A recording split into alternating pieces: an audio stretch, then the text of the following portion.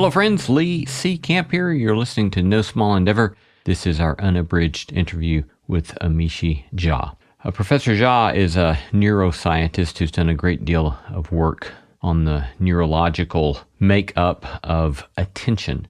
I don't know if you know the experience of monkey brain or racing brain, where your brain just runs and runs and runs, and the ways that can play into things like anxiety. And what we find in this incredibly helpful interview, I think, with Amishi Jha is the way in which there are genuine things that can be done that are not very complicated that can help us make significant progress in doing better with all of those things. This is Amishi Jha, her book, Peak Mind. Enjoy. Hey friend, if you didn't know, I started a newsletter a while back that comes out every 2 weeks. I've been delighted to hear from so many of you about positive response to the newsletter. We call it the No Small Endeavor Notebook, where I riff on themes and topics related to our podcast, giving you additional material for thinking and doing in your own quest to make sense of what it might mean to live a good life. Join us by going now to nosmallendeavor.com and sign up there. Again, go to nosmallendeavor.com to sign up now for our free No Small Endeavor Notebook newsletter. Amishi Jha is Director of Contemplative Neuroscience and Professor of Psychology at the University of Miami. She received her PhD in Cognitive Neuroscience from the University of California, Davis. Her work has been featured at TED, NATO, the World Economic Forum, the Pentagon, and the UK Parliament. Today, we're discussing her national bestseller, Peak Mind, which explores her research on how attention can be trained for optimal performance and well-being. Welcome, Amishi. Great to be here. It's a delight to have you with us. I've been very much looking forward to this conversation and hearing all that you have to teach us. You start out with a very provocative assertion in your book saying that we kind of miss 50% of our lives. So tell us about that. Yeah, it's kind of a wake-up call when you hear that for the first time. But essentially what I'm saying is that the bulk of our, well, not the bulk, 50%, half of our waking experience, we are actually not paying attention to the thing we intend to do. So we are lost in thought. We are in the future, we're in the past, but we're not actually experiencing it. And this seems to be a very strong, robust, found in multiple cultures, multiple age ranges. And because the brain is so metabolically, I guess it's a metabolic energy hog, we think that this is not happening by accident. There's actually some utility to it. But unfortunately, it also makes us realize that maybe we want to try to be there for more of the minutes of our lives. Yeah, so you set this up in I think it's very, very closing passage of your book. You say, the battle for your attention is the battle for the resources to live your life. Very strong assertion about the importance of that. So tell us more about how you see the significance of beginning to pay attention to our attention. Yeah, well, I think that, maybe it's even a good idea to back up of why we even have this thing called attention in the first place. So, because, you might not need to have an attention system. Why did the human brain even evolve or adapt to have this thing? And it seems to be, tied to this challenge that the brain faces computationally, that there's far more out there in the environment than it can fully process. So there has to be some way to get information regarding everything that's available in some orderly manner so you can behave and act on what you need to act on. And so attention is a solution to that problem. And what we know of attention is that its job seems to be to restrict or limit information so that it's a subset from all that's available. But we use the full computational resources of the brain to analyze that subset. And then we can go to the next piece of information, analyze it, and so on. And that way, by subsampling the world, we can start building a complete representation of what's going on. And that subsampling is not for no reason. It's so that we can actually behave in a goal-directed way to serve us in our survival and, in this day and age, beyond survival, really to thrive and benefit and live meaningful lives. I want to come back later to the conversation about some of the things we might make sense of looking at evolutionary history of the development of the brain. But before we do that, so if you're calling us then to this notion that we need to begin to pay attention to our attention so that it's not just all over the place. What would you say are kind of some key culprits in our attention getting hijacked or not being located in some sort of place that's useful or helpful to us? Yeah, sometimes I'll refer to there are definable things we know through our research. And sometimes I'll even refer to these things as kryptonite for attention because they really just cause it to fail. And we know this from studies we've done in my lab where we'll bring people in, have them do attentionally demanding tasks, and then we introduce some of these features of kryptonite that I'll tell you about. And then sure enough, people will fail. And then we can extrapolate how those kinds of circumstances are not simply available to us in these contrived laboratory environments, but are part and parcel of what it means to be alive. So the top three that we've repeatedly see having a negative impact on attention are stress, meaning this perceived feeling of overwhelm that I can't fully meet the challenges that are before me. Threat, and that could mean not only threat to your own, physical safety, but even your psychological sense of threat, so social evaluative threat. And then poor mood or negative mood. And when we experience those, it is very, very likely that we will suffer in terms of our attention being able to be devoted to the other things we want to do. And typically what will happen is it'll turn inward toward continuing to kind of feed on the sources that have, that are related to stress, threat, and poor mood. So you say in this early part of the book that a lot of times what we describe as not paying attention is actually our attention doing what our attention does, but it's just not focused in a particular way. Yeah. And so this is really, really, I think, a very important thing to keep in mind. Because oftentimes we'll say, like if in this day and age, I was just lost. I was on Instagram for 5 hours. I didn't mean to be, or TikTok, or whatever your particular thing might be.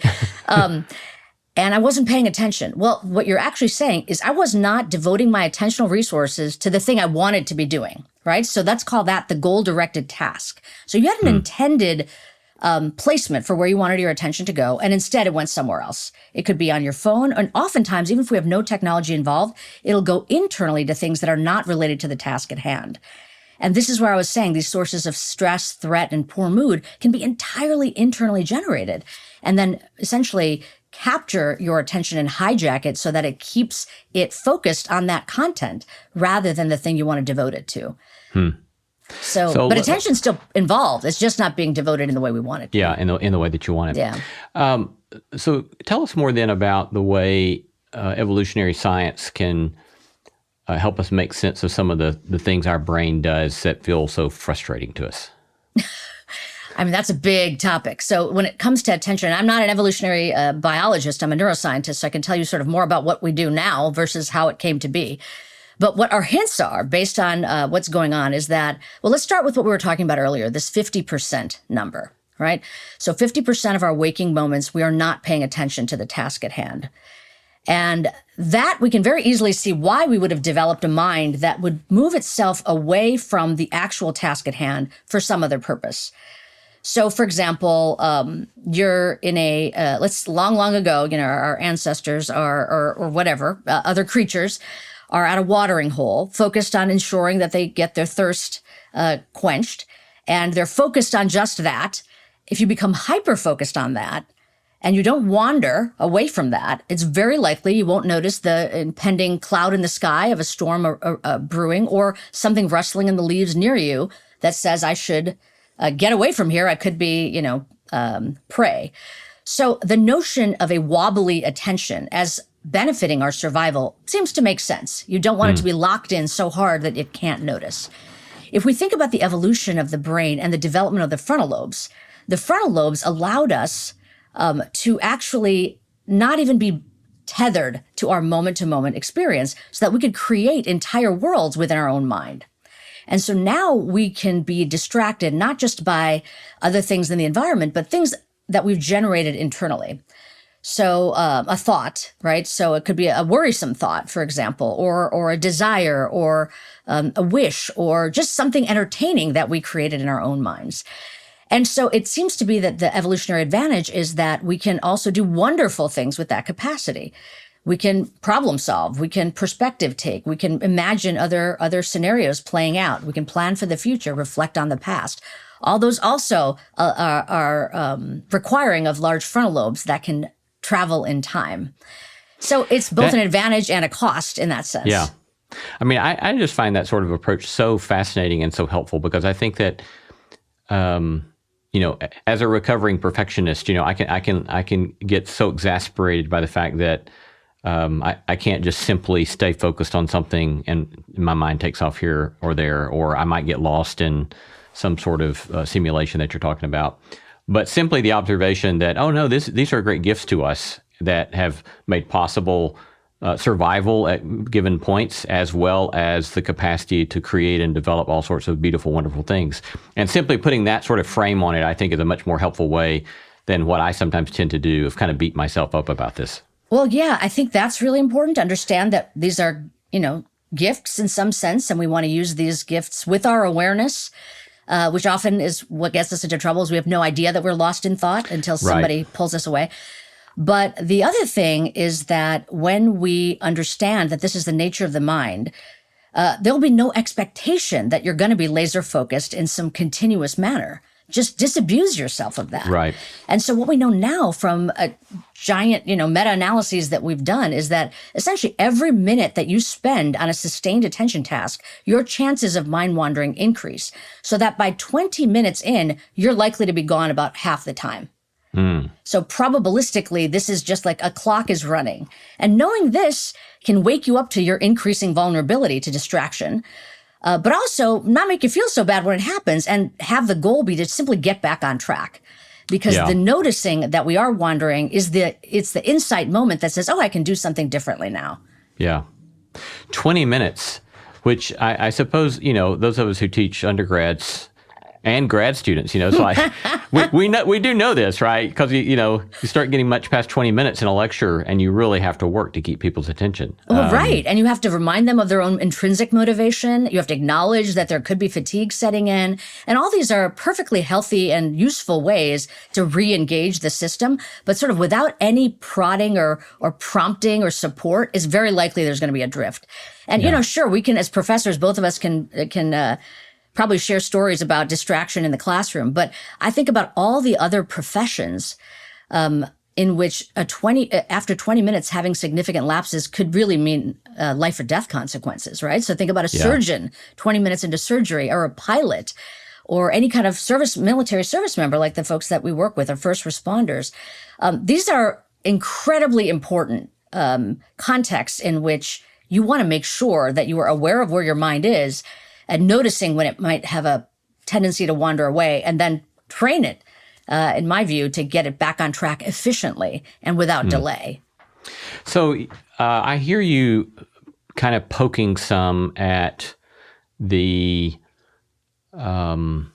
grave contemporary concern about technology as being the primary cause of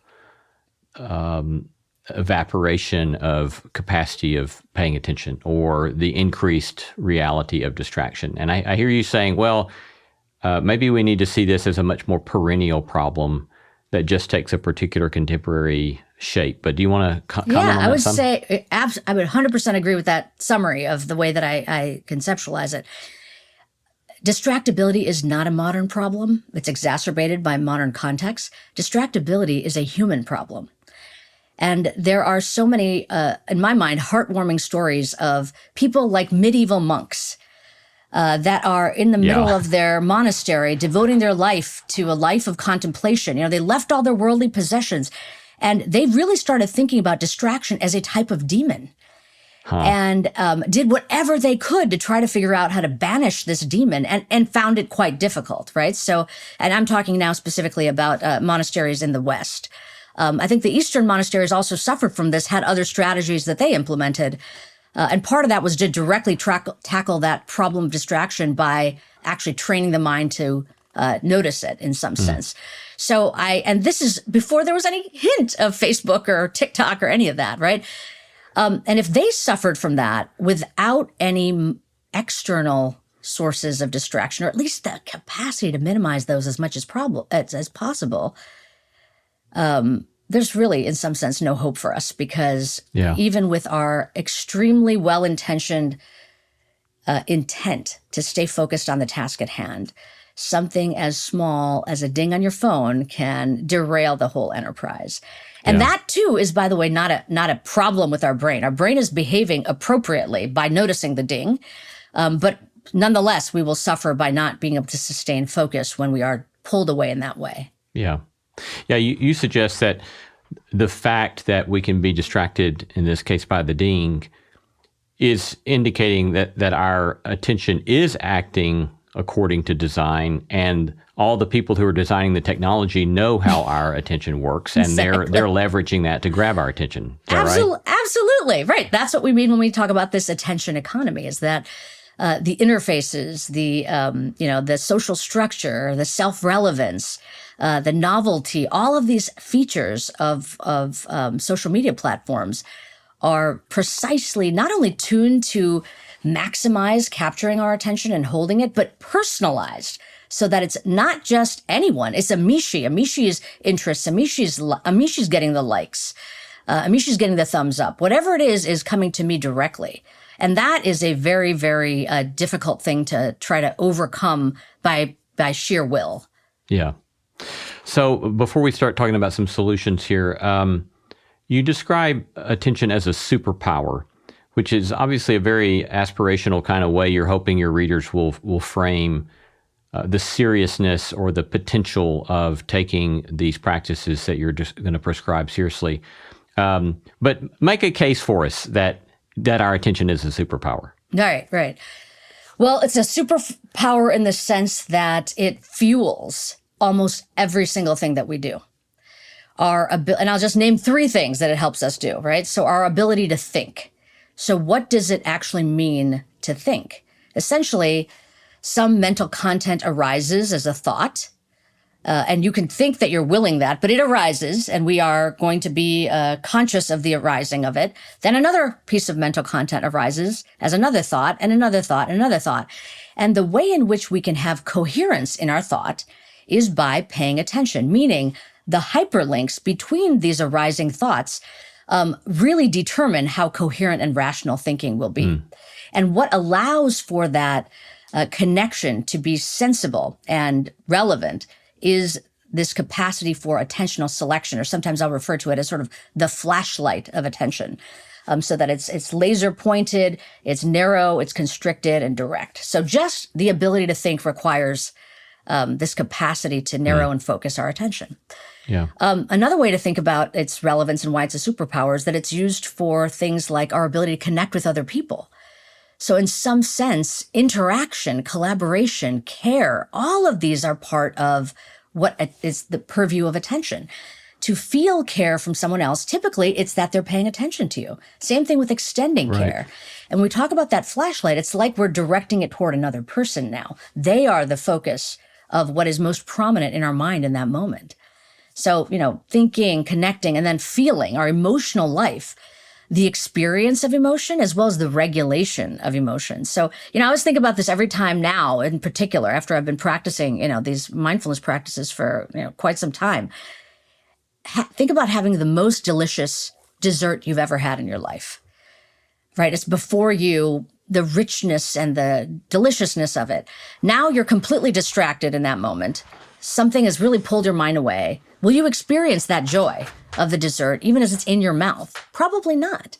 So attention allows us to fully experience emotion. Now that has the good side of joy, but also the other side when it's not going to be so joyous, but we're there for it.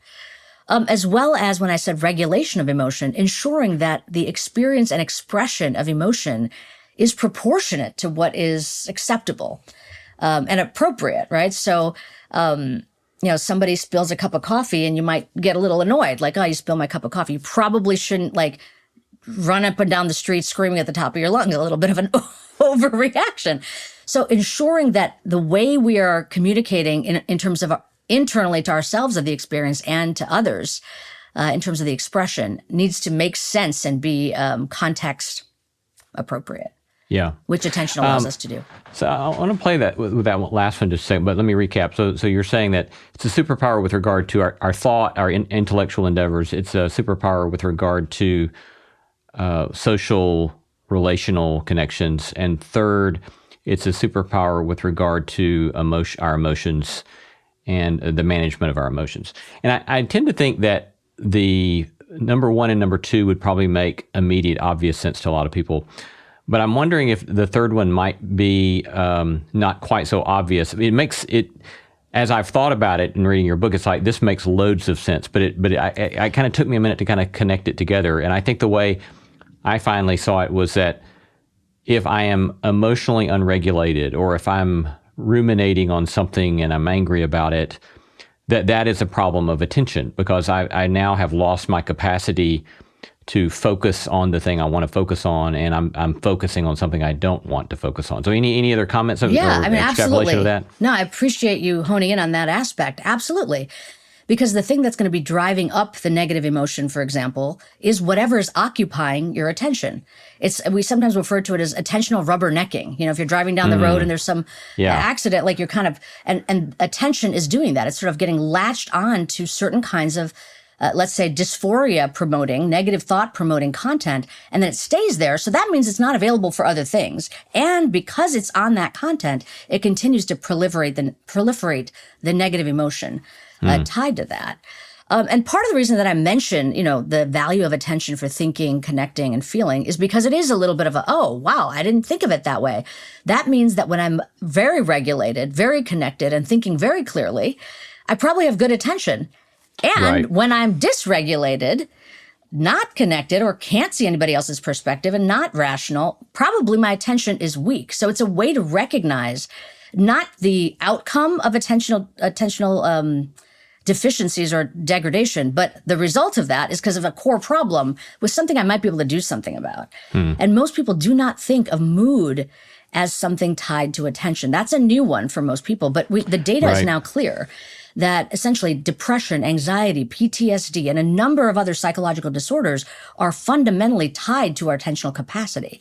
And those that are able to have more access to the fully powered capacity of their own attention system are more likely to be functional in the presence of psychological disorders, as well as overcome their negative impact on their lives. Yeah.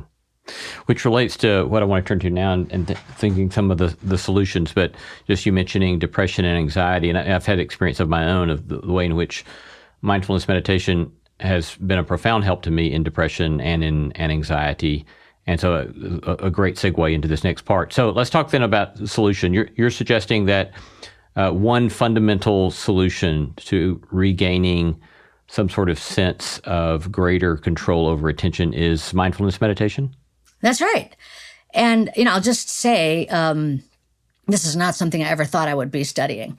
And I think partly I say that because it's great that in your own direct experience, you've seen the value of something like mindfulness meditation or meditation more broadly.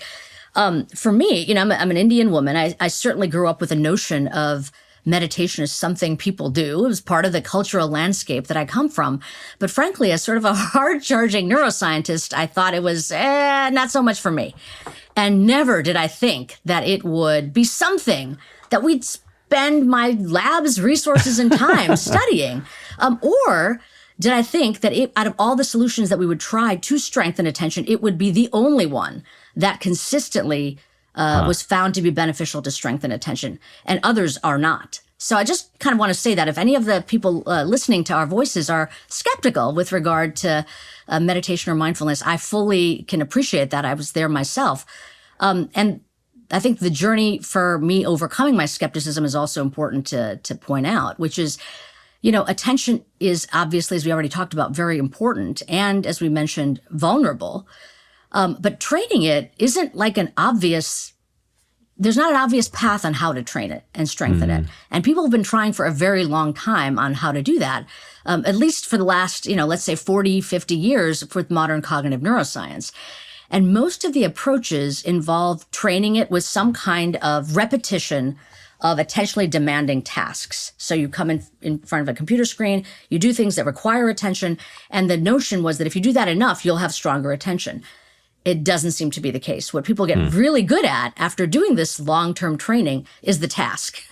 But now if you give them a slightly different task, they're no better than if they had never been trained at all. So it's this problem of generalizability that attention training solutions have really failed on. And that's where we're seeing the biggest benefit with mindfulness. So that when you get trained in mindfulness, now whether it's an attention task, a working memory task, or your real life, how you are performing in school, how you are in terms of the relationships you have with your family, how you feel in your own body and your own mood, all of those tend to also benefit. So I just want to mention that it's not obvious that this should be the case. But in what we've talked about already, that we need solutions to refuel ourselves. Training does seem to make a lot of sense. It's just how to train that's been a puzzle.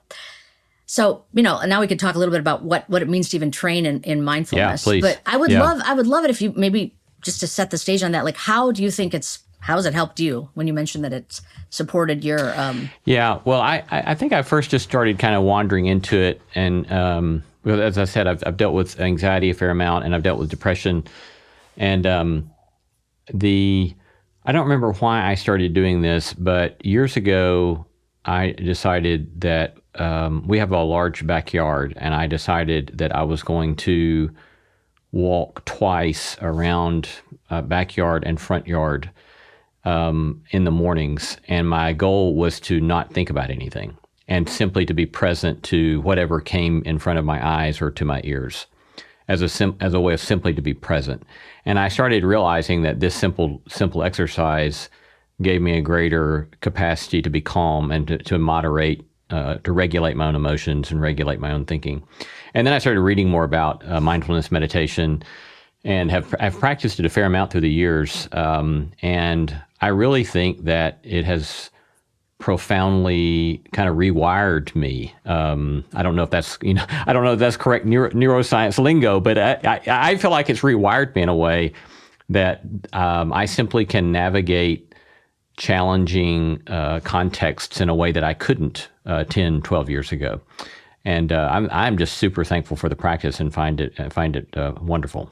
Oh, that's really nice to hear. I'm so happy you sort of landed on that.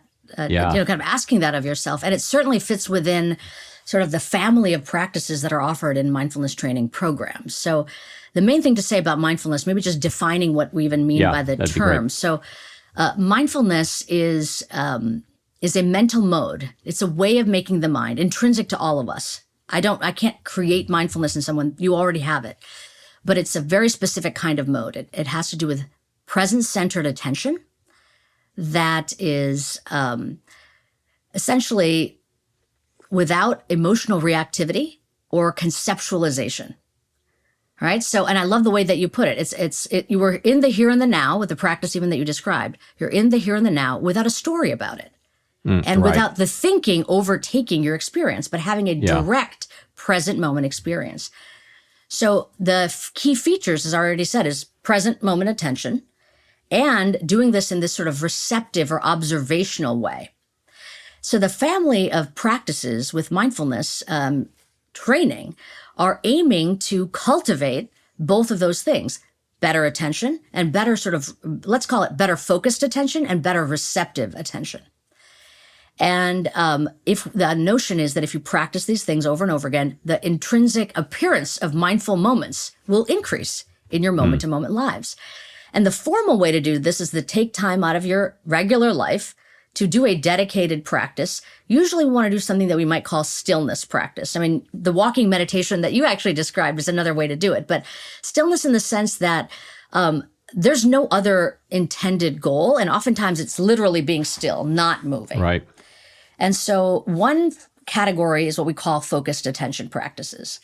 Those are practices in which we pick an anchor for our attention. Something as simple as the sensations of breathing in this moment. So it could be, and I would say people should get as granular as possible of where they're going to put their attentional focus. And this flashlight metaphor is helpful. So I call it the find your flashlight practice.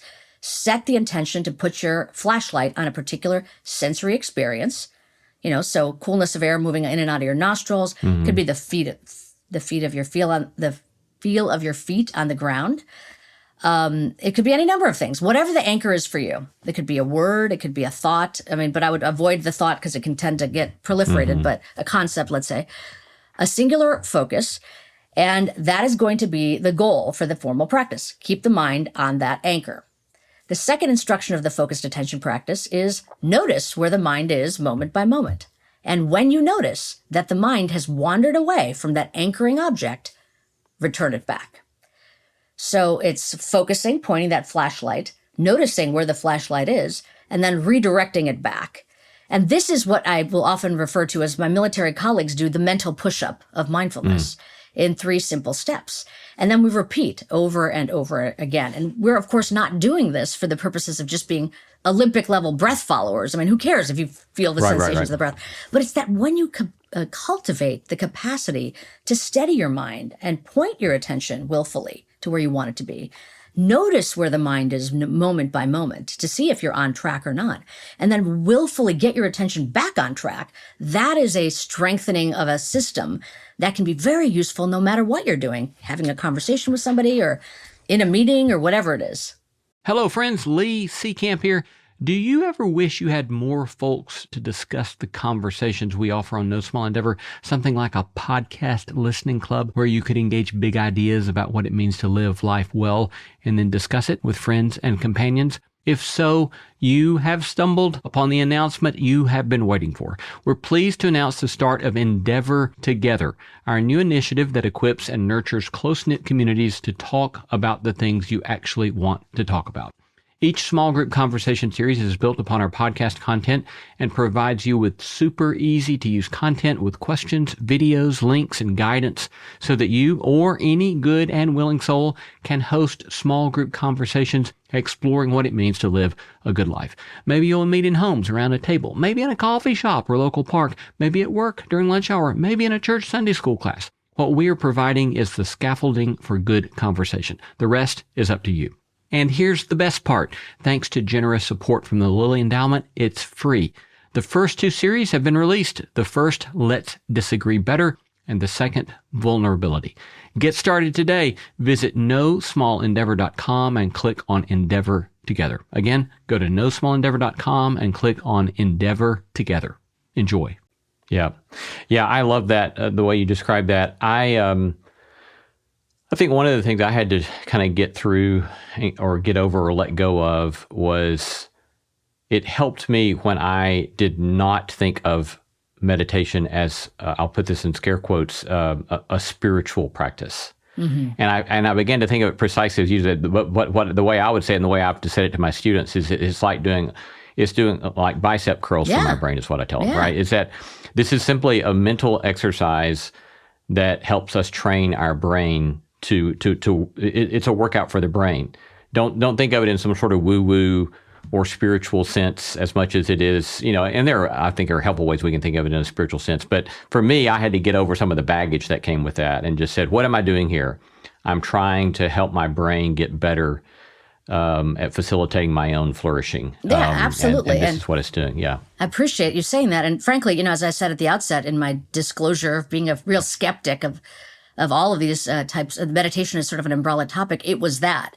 It was this notion that I would have to buy into an entire belief system that I was not necessarily, belief and cultural system that I may or may not, espouse in my life. And then realizing that there are aspects that certainly will benefit from a particular cultural container, but there are other ways in which no particular belief system is required to benefit.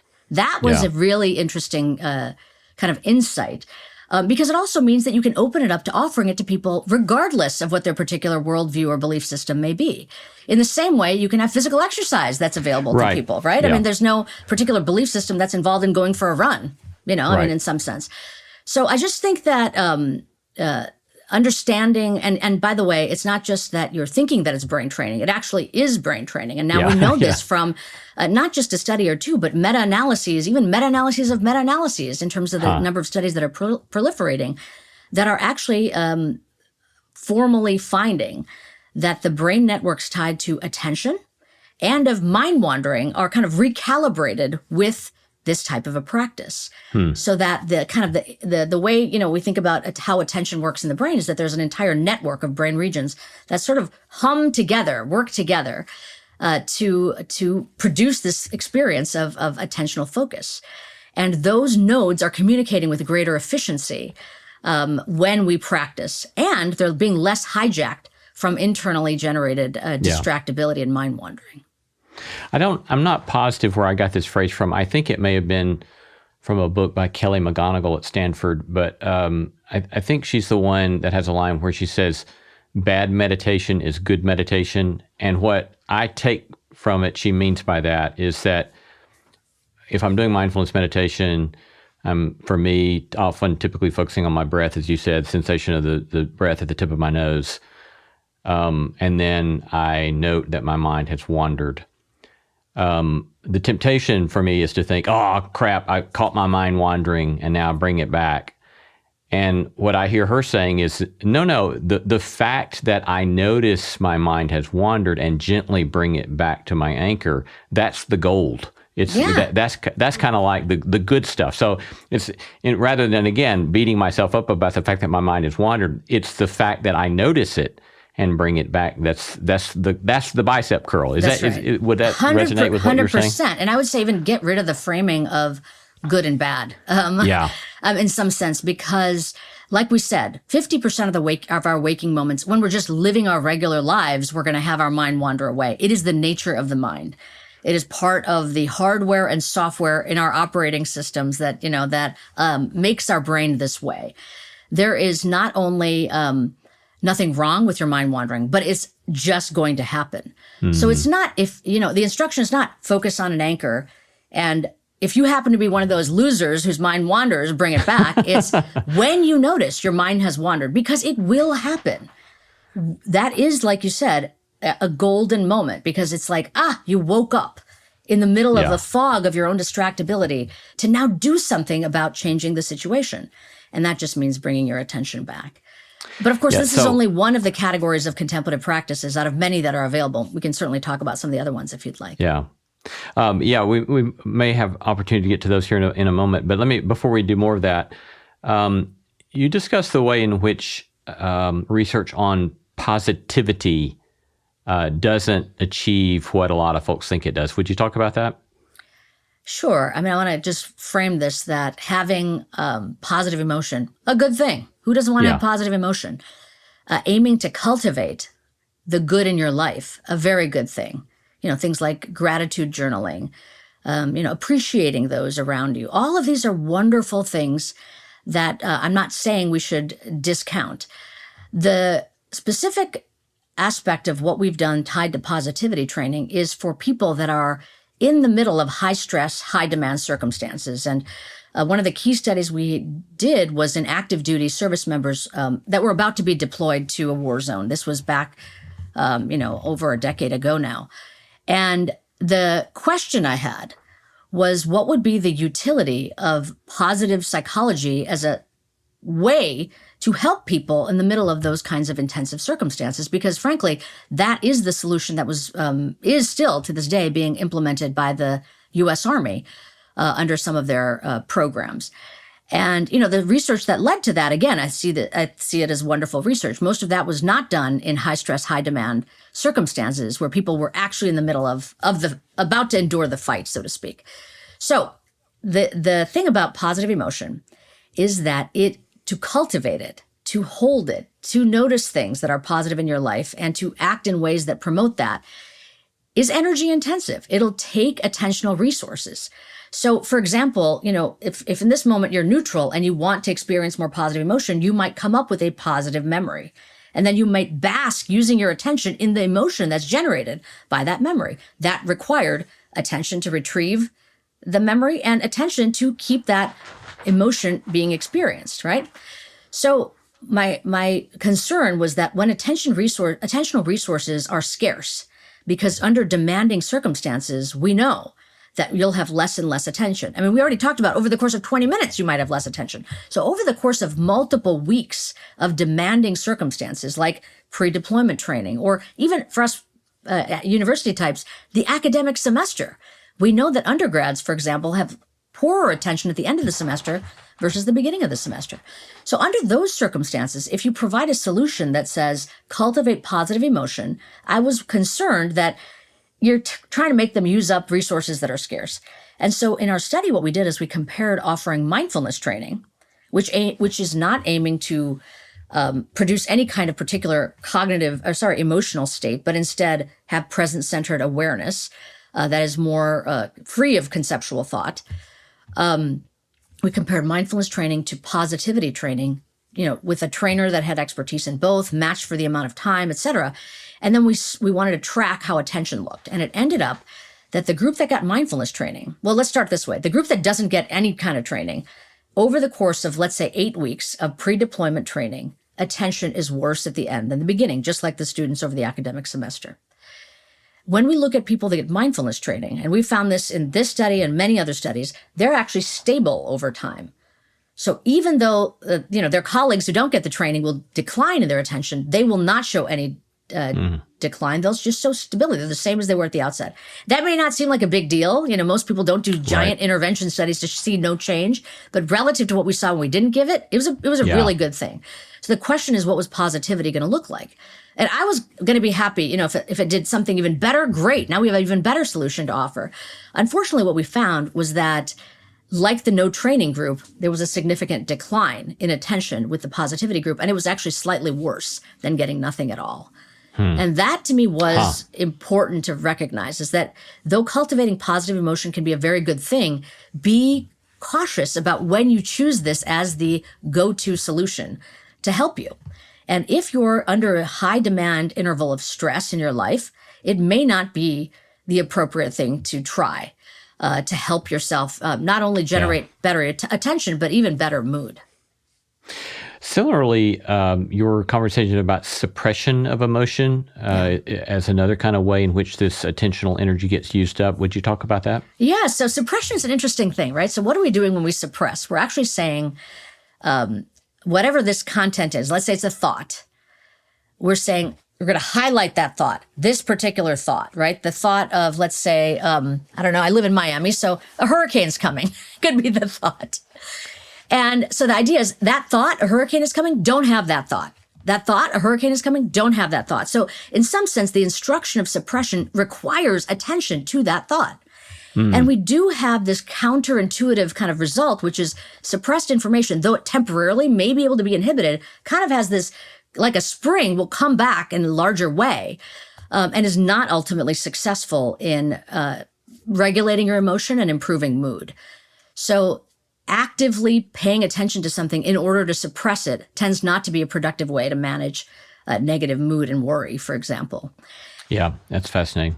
Whereas the mindfulness approach is you would allow whatever this thought is or this emotion is, you allow it to be there, you note it, and yet at the same time you're not hopping on the bus with it.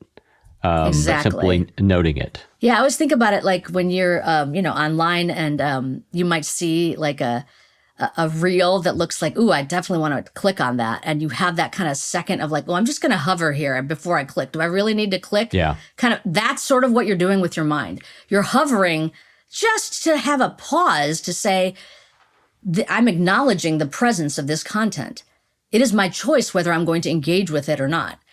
And oftentimes with mindfulness practice, you might choose to allow the thought to kind of come and go as it will, without the need to kind of dive deeper into it and continue to elaborate on it.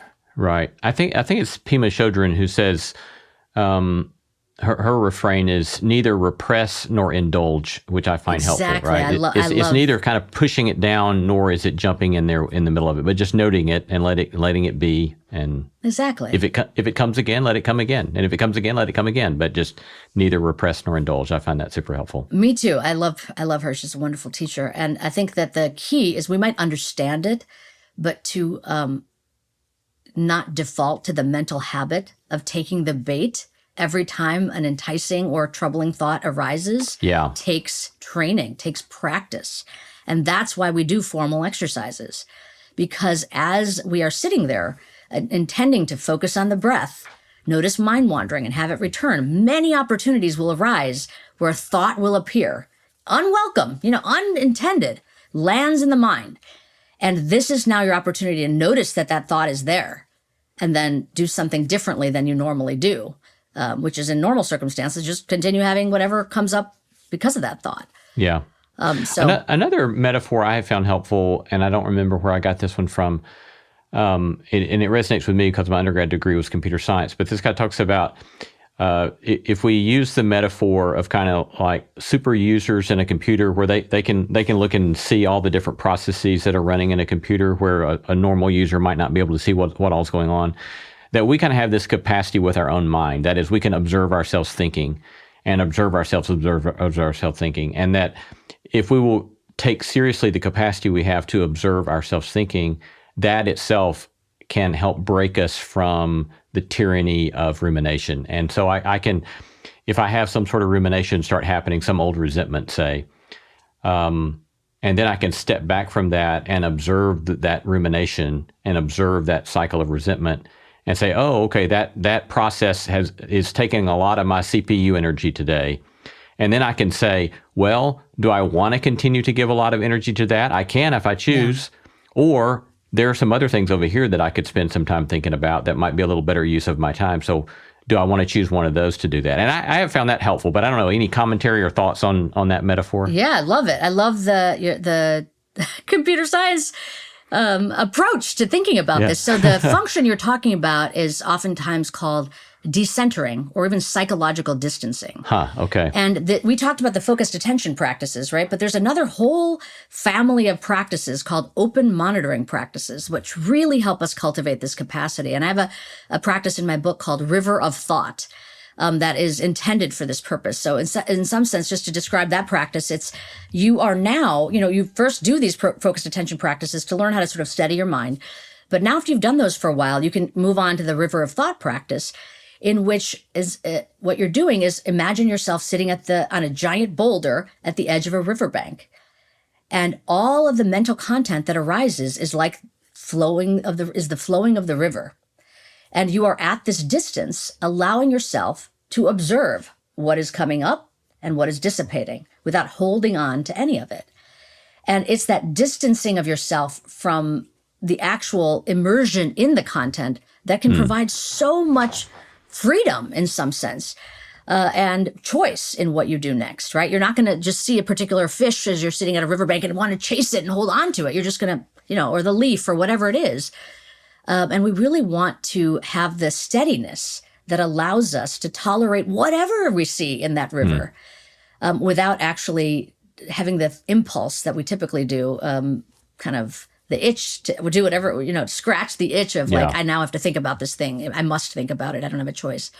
So the actual practice of that, as opposed to the one you mentioned formerly where you're anchoring in the breath or the feet on the floor or whatever, in this case, you're not so much choosing an anchor as much as you are simply noting whatever comes up in your stream of thoughts.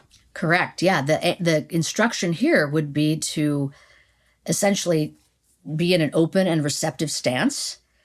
And you can kind of begin that practice in the same way you normally do. You could take 3 deep breaths. You can even do the focused attention practice, but then you're sort of going to let go of the anchor and allow sort of just the mental content that arises, thoughts, feelings, sensations, emotions, whatever it is, arise and pass away. And you are simply watching. And sometimes you can do this watching in the early stages by noting what it is. You could say, thought, sensation, memory. You can give it a label to help you sort of touch in and let go. And then at some point, you might not even need to do that at all. So you would be not following the instruction if you did end up choosing a particular focus for your attention. So if you had some thought and then you grabbed onto it, now you're no longer doing the practice. So the way of waking up in that practice is, I can just step back again. I can take my seat on that boulder and just watch the river again. You also have the practice of body scan or connection practice. Would you maybe describe one of those two for us as well? Yeah, so body scan would kind of more formally go into the focused attention camp of practices, or sort of category of practices. And in that, what we're doing is Again, with this flashlight metaphor of attention, we can start at some part of the body. You can start at the tip of your toes, at the top of your head, just something that allows you, let's say it's going to be the tip of your toes, essentially to begin by putting that flashlight of attention on a particular body part, and in some sense have that be the anchor in that moment. What is arising in that moment? What sensations? Is it heat? Is it coolness? Is it tingling? Whatever it is. And then soon you will move on to the next body part. You're kind of doing a sweep through the body, moving up through essentially all the way to you get to the top of your head. And this is adding in this aspect of there is an anchor, but it's sort of a moving target, so to speak. But it's starting to also get you in the mode of just watching more carefully of what's going on. So you're both focused and you're starting to develop this observational stance, because once you select a body part, you're just hanging out to notice what's going on before you move on. So it is also a very useful practice that people often do. And sometimes people will have a preference for one of these practices over the other practice. Yeah. So focused attention is sort of cultivating this sort of narrow directed attention. Open monitoring, receptive attention. And then you mentioned the connection practice. That's a totally different type of practice, which, formally we'd call it loving kindness, which is really a heart practice. And the intention there is it's a sort of a multifaceted set of instructions for that. So we don't have to get into all the details, but the notion is we are cultivating well wishes for ourselves and other people, and holding those in mind through repetition of specific phrases. And that practice has also been found to be quite beneficial for things like our mood and even our connection with other people, even though we're doing it privately in our own mind. Yeah. So this whole kind of set of practices together in a mindfulness training program can be quite beneficial for not only strengthening attention, but all those things that attention actually feeds, like thinking, connecting, and feeling. It can strengthen further so that we have more capacity for health in our lives and fitness of our functioning. Yeah, I'll just mention briefly that I think some people call the loving kindness practice you were describing Tonglen. Is that correct? That's sort of a different practice, but it's sort of the same category of these heart practices. Category, yeah. I had experimented for some good while with Tonglen, and I found that when I was working through some difficult stuff with that the paying it, allowing, when I was learning not to repress and suppress emotions and instead let them be what they're going to be. But one of the pitfalls I found as I began to practice that was that as things would come up that would be understandably deeply sad, if I weren't careful, the sadness would slip over into self-pity, and which wasn't where I wanted to be. And so I found that the Tonglen exercise allowed me to experience things that were profoundly sad and wish well for myself, but then to start realizing the way all sorts of people around me had that same weight and that same sadness. And so my sadness, rather than becoming fuel for self-pity, became fuel for solidarity. And I just thought it was such a beautiful practice and so helpful to redirect that in such constructive ways. Yeah, absolutely. The notion of tapping into our common humanity can be so uplifting. Yeah. And also kind of dial down that self-related, overprivileging we often do. That can soften a lot of the strong negative emotion we experience. Right. So, I'm so happy to hear you talking about the value of these specific practices. And I think that's the bigger hope in all of this, is that these are things we can do privately every day for a short period of time. Our research suggests as little as 12 minutes a day, and profoundly change the way we feel and our capacity to act effectively in the world. And I think that makes me very, very hopeful. Right. Yeah. So you say that your research shows that 12 minutes a day, 5 days a week for 8 weeks can make a profound difference in your life. Well, actually, so anytime you give, as a scientist, I know this, anytime you give a specific prescription, somebody's going to come along and say, no, It's actually 11.5 minutes. So I just like to say the intention for giving any kind of number is to figure out the ballpark we're talking about, right? So if it's more like, if I came to you and said, we've done research and it's like you need about 6 hours a day for 6 months, and that's all you can pretty much be doing. most of us would be like, yeah, forget it. So part of this was like, what is the ballpark of the minimum effective dose to start seeing tractable changes in the way at least attention operates? And so what we found is that essentially the more people practice, the more they benefit. But the minimum effective dose to protect attention, especially for those in high stress professions, is about 12 minutes a day, 3 or more days a week. Yeah. But the more you do, the more you benefit. So you want to Right. shoot for getting the bare minimum threshold and then advantage yourself by doing more and more. Yeah. And so Right. now in most of our programs, we'll shoot for 12 to 15 minutes that we ask people to do about 5 days a week. Because, if you say 5 days, people might get to it 3 or 4 days a week. And it helps to set a more reasonable standard of what might be achievable for busy people.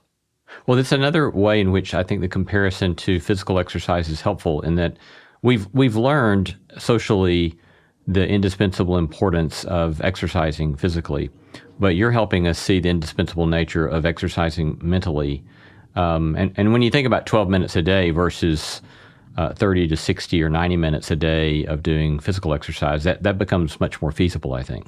Yeah, and I think I just want to make a plug for all of us scientists because we don't have the cultural understanding that physical exercise is necessary for physical health out of thin air. I mean, like literally 150 years ago, if you saw somebody running down the street, you'd think they were being chased by a bear or like running from a fire, right? This was not a normal activity, but it is now.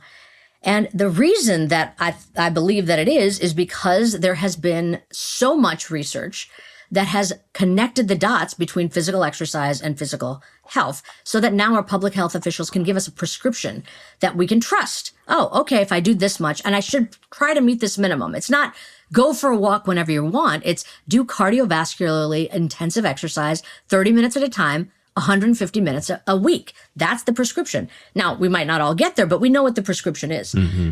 Part of my interest and part of the contribution of what scientists like me are trying to do is find out what the answer is with regard to the mind, just as you said. What do we need to do to keep our brains fit? And in particular, for me, it's how do I keep my attention fit in the modern attention economy with the stresses and, slings and arrows that life will bring? And how do I still take hold and keep hold of my mind in the middle of difficult circumstances? So that is the aspiration of this, the larger aspiration of this enterprise is to give evidence-based guidance on what people can do for their mind every day to advantage their well-being. Yeah. Do I understand correctly, you were born where Gandhi's ashram was located? Yeah. How do you, if at all, how do you imagine that kind of legacy might be at work in your own life or your vocation or in your psyche? Right. No, I appreciate the question. So yeah, I was born in Ahmedabad in the state of Gujarat in India. And that is where Gandhi's ashram is. And that's where he did a lot of the work that he did, in his life, especially as it had to do with freeing India from British rule in a nonviolent manner. So, I would say that the broader enterprise of engaging in certain practices to result in positive outcomes in the world is part of sort of the larger cultural landscape of the place that I come from. But the part that I really think about when it comes to Gandhi in particular is this notion, he's known for ahimsa, right? And people will say that that's a nonviolent approach to problem solving. And the thing that I always remember is that ahimsa does not mean inaction. It actually could mean tremendous action in the service of not having a violent outcome. And so part of the most fundamental way we can think about cultivating a mind that is capable of thinking better, connecting better, and feeling better is to ensure that the violence that we might bring upon ourselves and other people is limited and is as minimized as possible by ensuring that we're fully there to experience our lives and have right action in some sense in support of the life we want to lead. So I find it to be very much tied to sort of the inspiration for what I want to help people do. Yeah. Right. Yeah. Fascinating. I think that you've alluded to this already, but might be helpful to unpack it just a bit more. That playing off what you just said about Gandhi and Ahimsa, we really can tend to do a lot of violence to ourselves by the rumination and the stories that we tell ourselves. And I hear you inviting us to these practices as a way to not let those stories that we tell ourselves do such damage to ourselves. And you mentioned a concept I had never heard of before. I've heard of the distinction. I talk about it a little differently, but I'd never heard the story of the second arrow. But would you share that and then kind of unpack some of that for us in thinking about kind of maybe some of the damage that we do to ourselves and the stories that we tell ourselves about our experience? Yeah, and this is sort of a classical story, right, from the sort of Indian Buddhist canon, I guess.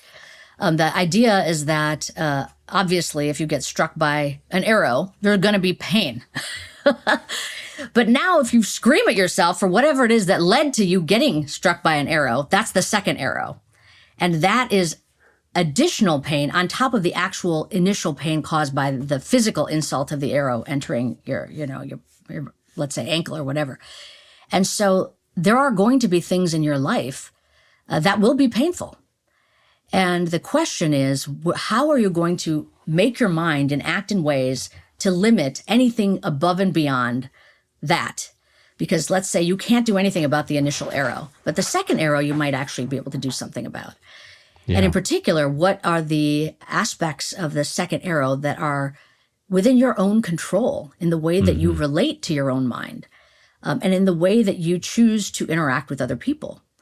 So both of those, I think, are part of what we're trying to cultivate. Right. Reduce the second arrowing we do in our lives.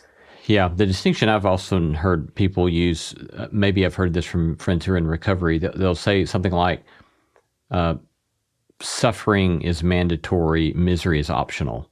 And that is that we're all going to suffer hardship, right? But misery, and in this case, the story that we tell ourselves about the suffering is just piling on the pain. And we do have some control over that. And one of the things I hear you saying so helpfully is that a lot of times we can't undercut that misery or that story we're telling ourselves in a frontal attack, but only through developing this capacity through mindfulness meditation that allows ourselves the capacity to redirect rather than a frontal attack against that. So thoughts on that or commentary on that? Yeah, I mean, I would say if the way we were relating to our own self-generated misery was effective, probably we'd all be a lot happier, but typically it doesn't work out so well. And right. A lot of this is because we're sort of defaulting to what our brain will do, our mind will do, without much training at all. And what it tends to do is wander. And it tends to wander in the same neighborhoods that are enticing, that pull us away, that are fear-related. You know, we talked about stress, threat, and poor mood. All of those tend to disable attention to the task at hand because they lure attention, capture it, and hijack it. So if we could relate to our experience, even if it is at face value, threatening or stressful or negative, differently, maybe we can loosen that grip that such experiences can have on our attention so that there's more options of how we might behave in response. So for me, it's not just to, not make ourselves more miserable, but because oftentimes you might not even have a choice. Like I always think about the first responders that we work with, right? So they'll tell me like, look, I'm the person who runs into the burning building. So don't talk to me about not being stressed. It's like, that's what I do. That's where I have to operate. Same thing with a trauma surgeon. Like they're not going to avoid difficult circumstances. And we can think about aspects of our own lives in which we cannot avoid the reality and the difficulty that we're in the middle of. The question is, how can we not only relate to the experience in a way that won't add to that, a la second arrow, but keep our resources as intact as possible so that our capacity to act in the middle of those circumstances is most available to us. Because if you are in the middle of difficulty, not only are you going to be more prone to ruminating and feeling the misery, but you still have to do something about the fact that you're in these difficult circumstances. So how do you keep that cognitive energy intact for your own ability to survive difficulty with the least amount of collateral damage, so to speak? So I very much am focused on the action aspect as well. Yeah. You share near the end of your book the way in which your own trauma and suffering had informed your vocation with the passing of your father. But would you, if you're open to kind of narrating some of that, and then how you see that you're grappling with that has formed you and the work that you're doing, if you're open to that. Absolutely. It's just an interesting time that you're asking me this. We just literally a couple days ago had 40 years since that an accident. And for those of you that haven't read my book yet, my father was killed by a drunk driver in a car accident, and I was in the car accident. So I actually was the only one that was actually conscious through it. It was my entire family was in the car. And and I was 13 years old. So as a child, and for anybody that's listening that's experienced trauma, either as a child or at any point in your life, it's life altering. And the ripples of that can continue to be lifelong. Many ways will emerge on how to address how we're going to relate to trauma in our lives. And part of what happened in my own life is that I realized that I was very interested in how I might relate differently. And knowing about the brain and being a brain scientist gave me a different window in. And the idea was that if I cannot change the past, and I can't, the events that happened, maybe there was some way I could train my mind so that at least moving forward, I could keep myself as buoyant as possible. And not deplete myself out. And that sort of spirit continues in all the work I do, and actually, frankly, in the people I gravitate to work toward. So working with service members, people in the medical profession, people that are emergency services professionals, and many others who are living at that edge of things will be difficult, and we must continue to live with the aspiration of thriving in the middle of that. It very much informs the solutions that I want my research to be able to offer in the world. Yeah. Thank you for sharing that. Well, so as we're near the end of our time here, any closing exhortation, or how would you suggest that folks, besides reading your book, what would you suggest might be a first place that folks might kind of stake out some ground and say, okay, this is what I'm going to do. This is the way I want to try to begin some sort of training here? Right. So I'd say the first thing is just to go back to your understanding of where we are in our modern world. The notion that physical exercise is necessary for physical health is something we all accept. And to expand your mind to now consider and accept that mental exercise is necessary for the fitness of your own mind and life. And thankfully, we are at the point that we can offer and engage in evidence-based practices to advantage our life and train it in this way. So start small is what I always say. So if you think you want to begin doing formal mindfulness practices and you're saying, that's it, she said 12 minutes, I'm going to just jump right in and start doing 12 minutes. I would say more important than achieving 12 minutes initially is create a habit, a friendly habit. Can you do 2 minutes? Or even more granular, can you just make a pact with yourself that every time you're driving or walking and you see a stop sign, you stop, take a breath, observe, proceed. That's the acronym STOP, S-T-O-P. So start small and start to create this habit of exercising the mind in this way. And then advantage yourself to try to do it with some regularity. And of course, as you mentioned, my book offers practices. And actually, the Department of Defense, after my book came out and with all the work we've done with service members, has asked us to turn the book into an app.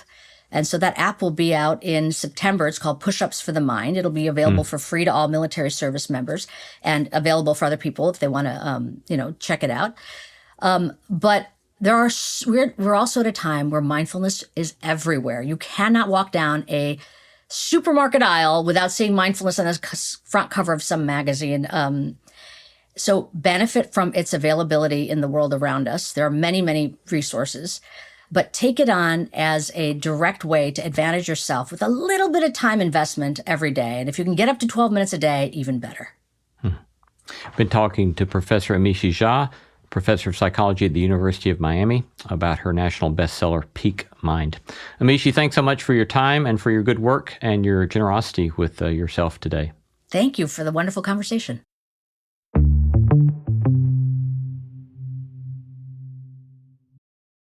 Kaylee Cuoco and Sam Claflin star in the MGM Plus original series, Vanished. When the man Alice loves disappears on a train to the south of France, every romantic memory becomes evidence. Every intimate detail, a potential threat. She thought she knew everything about him, but she may not even know his real name. 4-part thriller Vanished premieres February 1st on MGM+. Finding the truth is a dangerous affair.